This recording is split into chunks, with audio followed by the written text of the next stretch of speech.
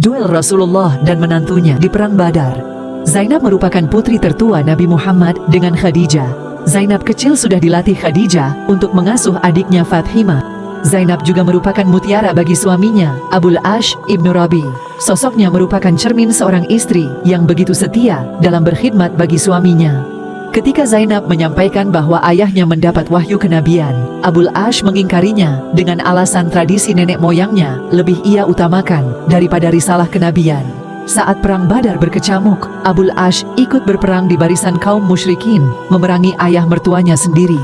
Hati Zainab terasa hancur. Ia berharap kemenangan ada pada kaum muslimin, tapi di sisi lain dia juga mencemaskan keselamatan suaminya. Akhirnya datanglah kabar kemenangan perang bagi kaum muslimin, dan 70 orang musyrikin tertawan. Abul Ash salah satunya. Dan siapa yang menebusnya? Zainab sang istri. Demikianlah bakti Zainab pada suaminya. Dari Makkah, Zainab mengirim sejumlah harta tebusan dan sebuah kalung dari batu onyx zafar.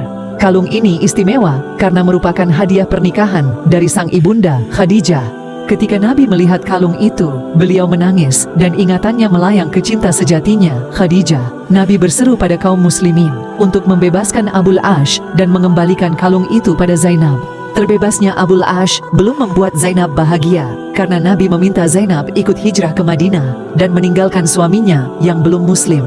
Kala itu Zainab sedang mengandung buah cinta dengan Abul Ash. Keduanya berpisah penuh air mata. Demikianlah bakti Zainab pada agamanya. Setelah 6 tahun berpisah, Abul Ash akhirnya bersyahadat dan kembali bersama Zainab. Dan tak lama berselang, setahun kemudian, wafatlah Zainab pada usia 29 tahun karena sakit. Penghormatan Rasulullah atas wafat putrinya, Ummu Kulsum, memeluk Islam bersamaan dengan ibunya Khadijah. Ia pun hijrah ke Madinah mengikuti ayahnya Nabi Shallallahu Alaihi Wasallam. Di Madinah pada bulan Rabiul Awal tahun 3 Hijriah, Ummu Kulsum dinikahi oleh seorang sahabat Nabi, Utsman bin Affan. Pernikahan itu berlangsung setelah saudarinya Ruqayyah, yang juga merupakan istri Utsman, wafat. Nabi menikahkan Ummu Kulsum dengan Utsman atas perintah Allah yang dibawa malaikat Jibril.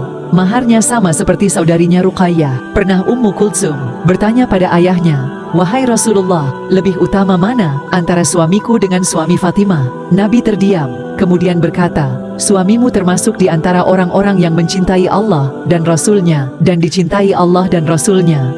Ummu Kulsum lalu berpaling. Melihat reaksi putrinya, Nabi melanjutkan, "Iya, aku tambahkan, engkau akan masuk surga dan engkau melihat kedudukannya. Tidak seorang pun dari sahabatku yang kedudukannya lebih tinggi darinya." Ummu Kulsum hidup bahagia berumah tangga bersama Utsman selama 6 tahun, walaupun mereka tidak dikaruniai seorang anak. Pada bulan Sya'ban tahun 9 Hijriah, Ummu Kulsum wafat karena sakit. Jasad Ummu Kulsum dimandikan oleh Asma binti Umais dan Syafiyah binti Abdul Muthalib.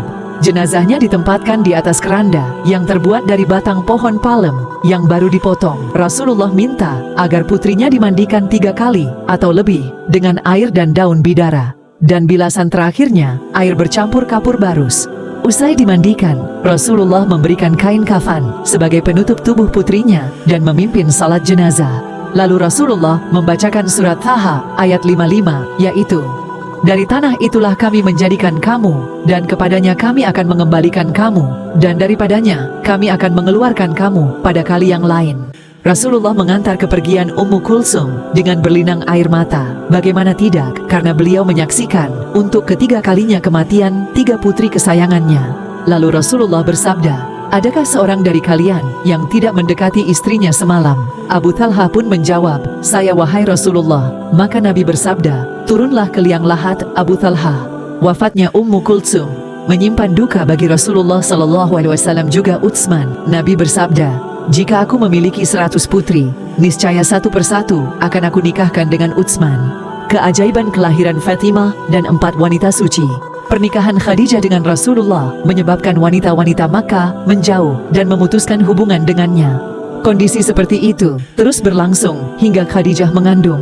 Tidak ada yang dapat menghibur hati Khadijah kecuali Fatimah yang masih dalam rahim.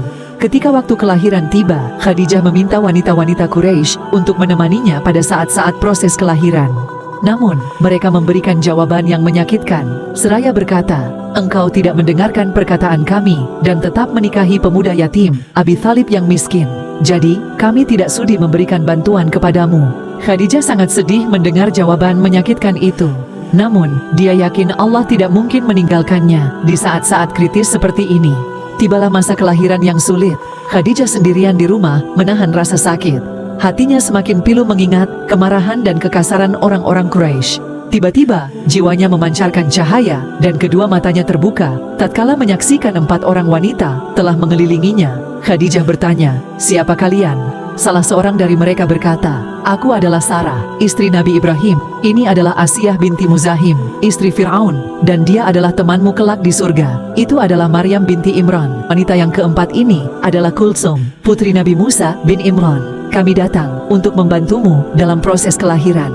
Masya Allah, bersyukurlah Khadijah. Tak lama Fathimah lahir dengan selamat dalam posisi bersujud. Setelah itu, seraya mengangkat jemarinya seperti berdoa. Rasulullah memberi nama Fatimah karena kelak pada hari kiamat, Allah Azza wa Jalla akan menghindarkan dirinya dan anak keturunannya dari api neraka. Fatimah orang yang suci dan diberkahi. Allah akan menjadikan keturunan darinya sebagai khalifah di bumi setelah terputus wahyunya.